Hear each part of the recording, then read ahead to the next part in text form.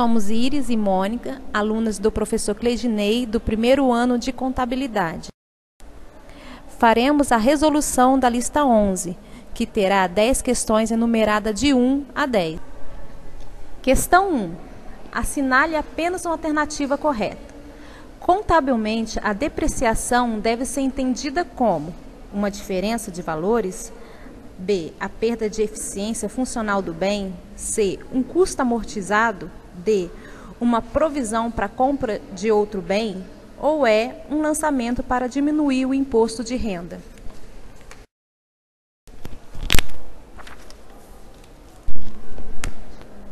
Vamos entender o que é depreciação.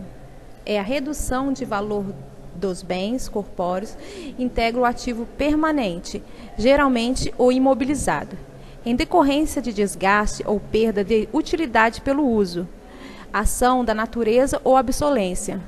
O encargo de depreciação poderá ser computado no resultado do exercício, como custo ou despesa operacional, conforme a utilização do bem que sofre o desgaste, seja em uma entidade industrial ou comercial.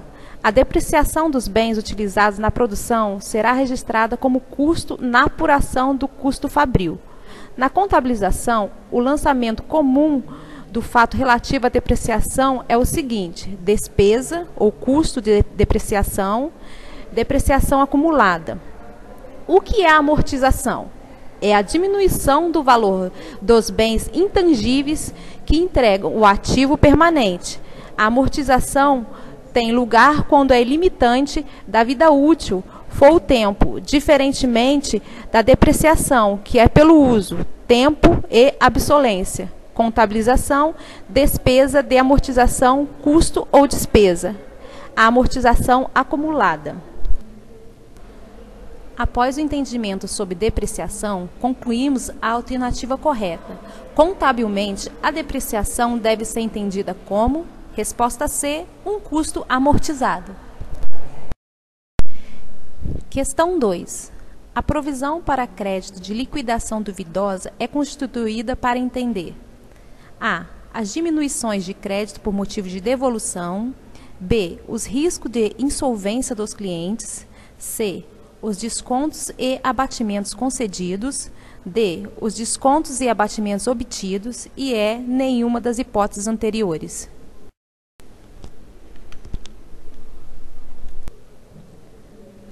O que seria uma provisão para crédito de liquidação duvidosa?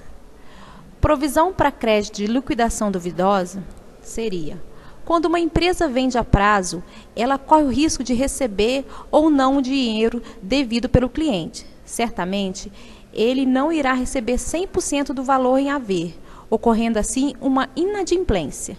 A provisão para créditos de liquidação duvidosa existe para reconhecer essa parcela que a empresa não receberá de forma onerosa em seu resultado, representando uma perda de valor nos seus títulos a receber, afetando o seu patrimônio líquido, ou seja, é a parcela estimada pela empresa que não será recebida em decorrência dos maus pagadores. Exemplos: cheques sem fundos, cartões de crédito sem saldo, clientes que não pagarão. Provisão para devedores duvidosos. Assim, é uma conta de natureza credora, fazendo parte do ativo. Não está errado. Essa é uma conta retificadora. Ela entra com saldo negativo no ativo, deduzindo os valores a receber dos clientes. Exemplos: duplicados a receber. Por que a provisão? Bom, pois a chance de perda do dinheiro ocorre no momento da venda, o fato gerador afetando economicamente a situação da entidade. Segue-se, pois, o princípio da competência, mas ela irá afetar financeiramente a empresa somente no momento do recebimento. E como a provisão de contas a pagar no passivo, ela é provisionada no momento do fato gerador. A contração da dívida, mas o pagamento será momento posterior. Para a provisão em questão, o provável não recebimento será um momento posterior.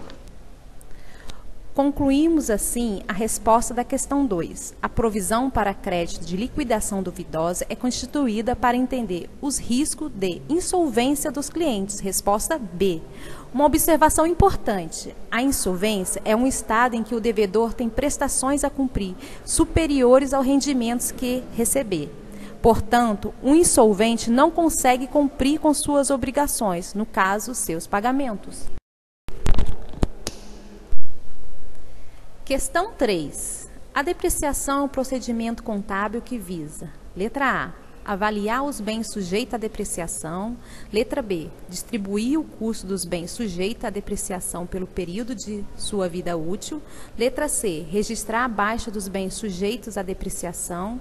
Letra D, registrar a venda de um bem do ativo imobilizável tangível. Letra E, nenhuma das hipóteses anteriores. Vamos falar novamente sobre depreciação.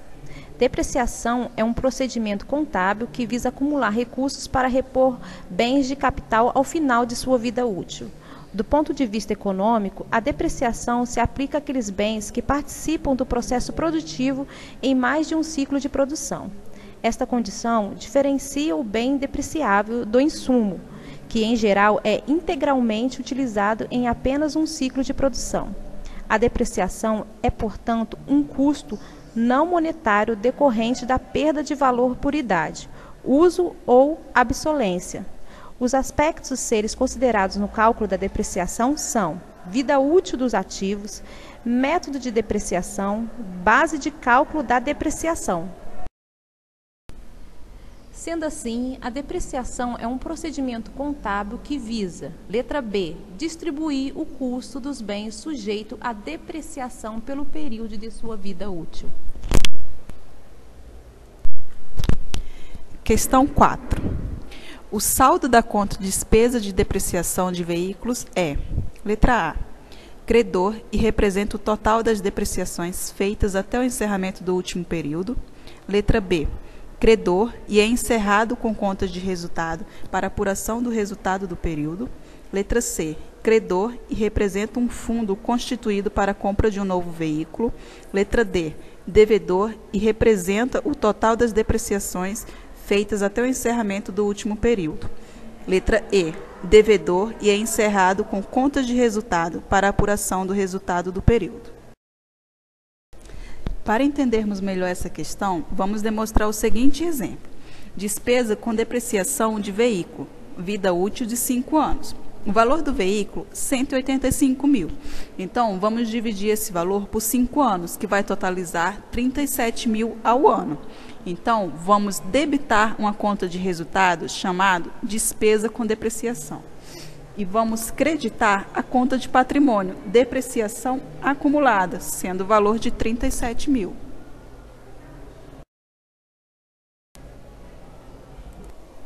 Então, podemos entender que a resposta da questão número 4 seria a letra E, devedor e é encerrado com conta de resultado para apuração do resultado do período. Questão 5. Os bens e direitos de permanência duradoura destinados ao funcionamento normal da entidade e de seu empreendimento no balanço são classificados como: letra A, ativo realizável a longo prazo. Letra B, investimentos. Letra C, ativo circulante. Letra D, intangível. Letra E, imobilizado.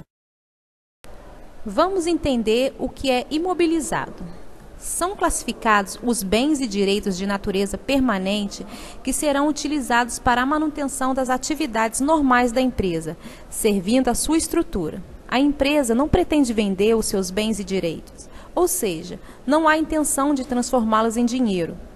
Tangível são os bens que constituem uma forma física, bens concretos que podem ser tocados. Exemplos: imóveis, terrenos, edificações, veículos.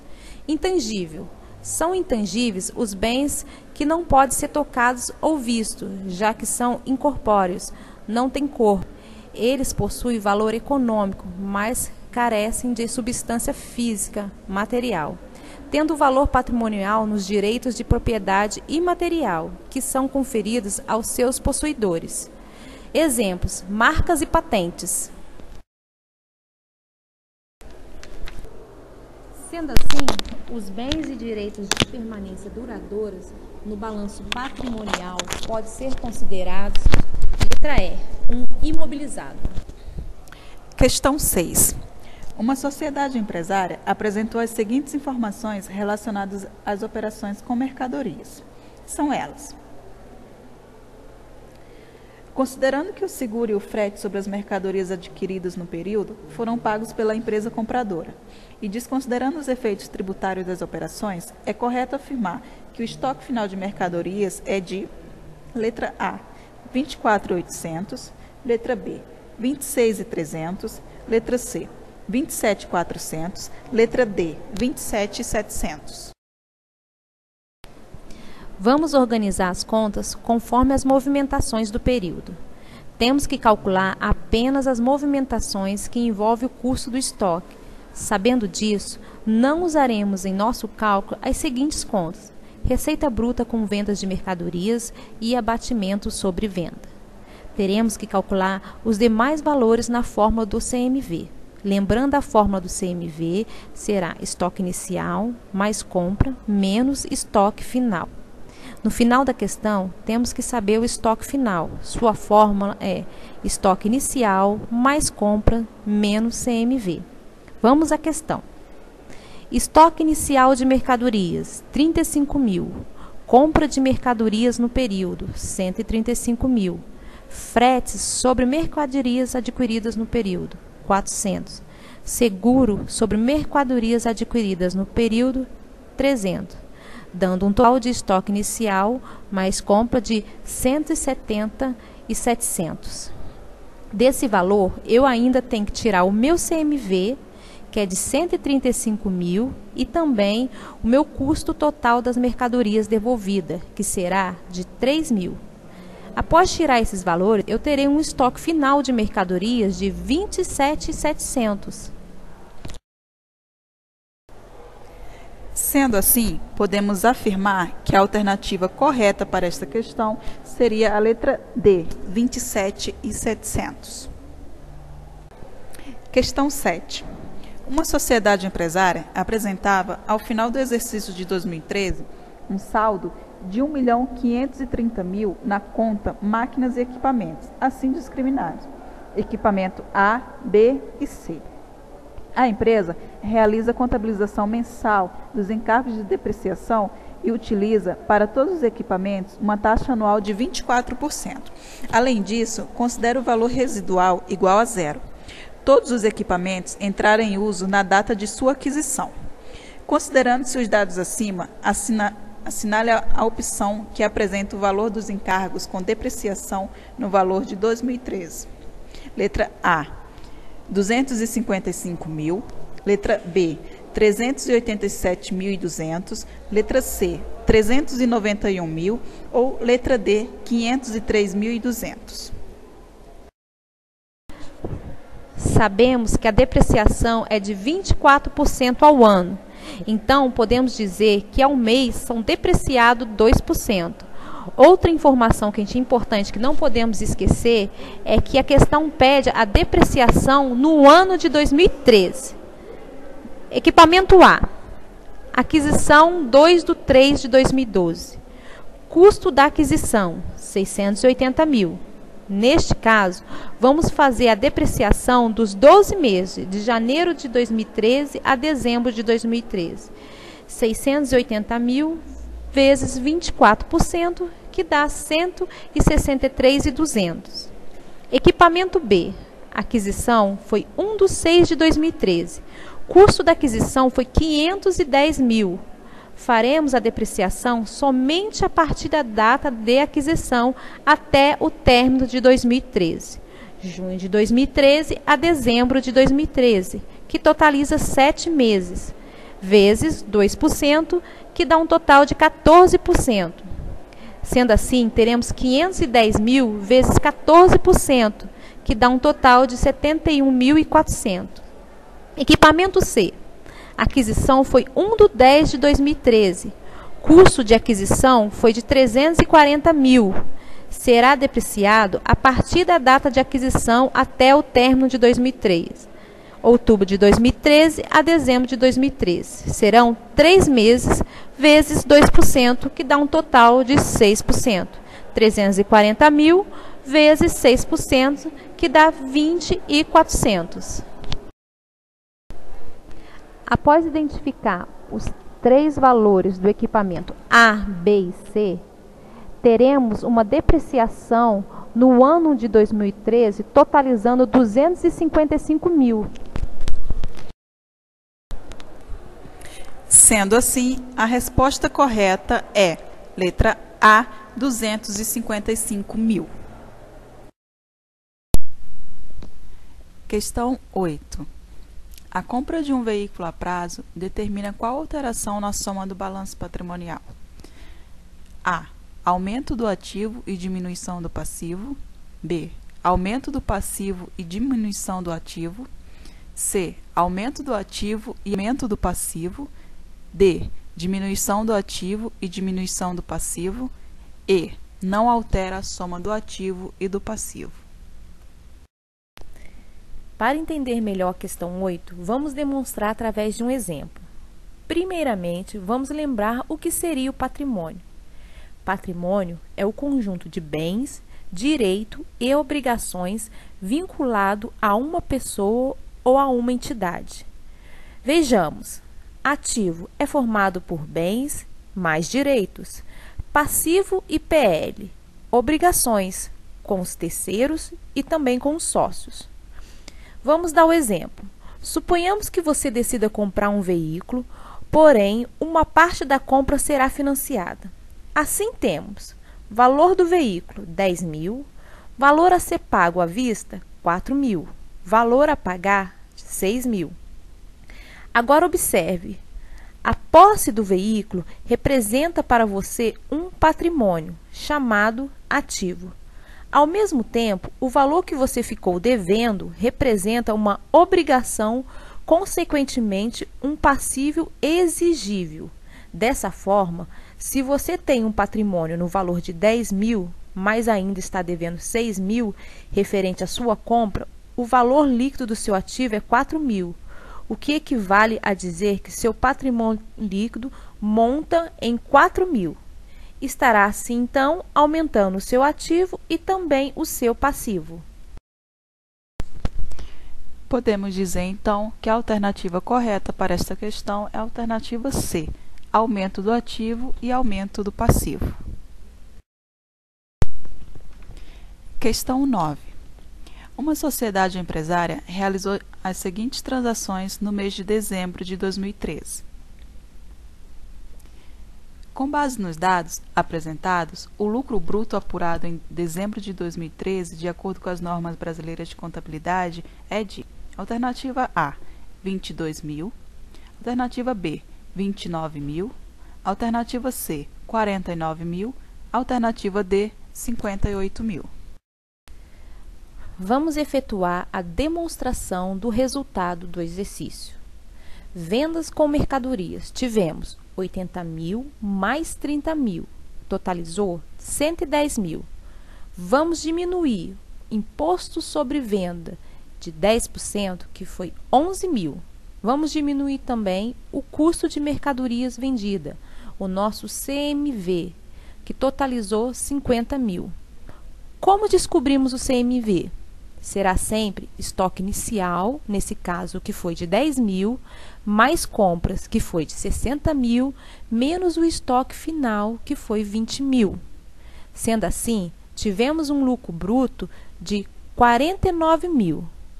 Uma observação importante: as informações sobre as vendas de mercadorias à vista a serem compradas e entregues em janeiro de 2014 não foram utilizadas, pois a questão solicita somente o lucro bruto em dezembro de 2013. Sendo assim, podemos afirmar que a alternativa correta para a questão 9 é a letra C, 49 mil. Questão 10. Uma sociedade empresária apresentou os seguintes saldos após a destinação do resultado de 2012.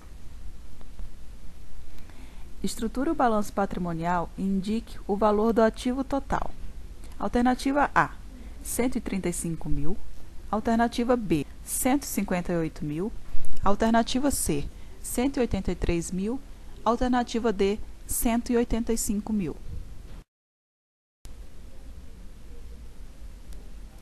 Primeiramente, vamos identificar as contas de ativo, passivo e patrimônio líquido. Suas contas e saldos. Banco conta movimento, faz parte do ativo. Caixa, também faz parte do ativo. O capital social é considerado um PL. Depreciação acumulada, ela é conta de ativo, sendo uma conta retificadora. Duplicatas a receber, conta do ativo.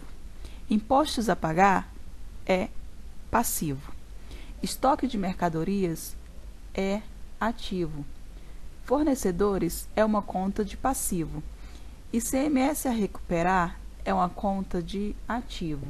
Investimento em coligadas também é uma conta de ativo. Reservas de lucro é uma conta de patrimônio líquido. Veículo em uso é uma conta de ativo.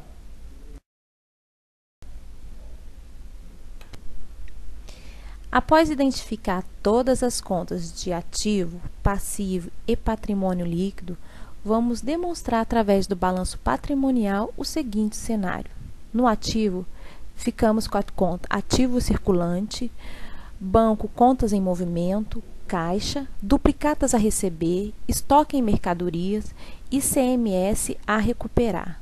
No ativo não circulante, temos a conta investimento com investimento em coligatas. Imobilizado, temos o veículo de uso, a depreciação acumulada.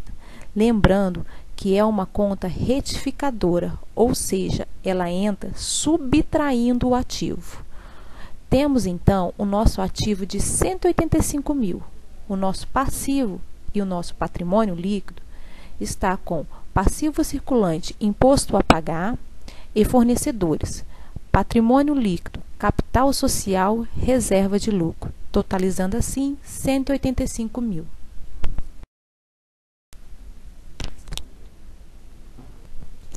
Após estruturarmos o nosso balanço patrimonial, podemos dizer então que a resposta correta para esta questão é a alternativa D, 185.000.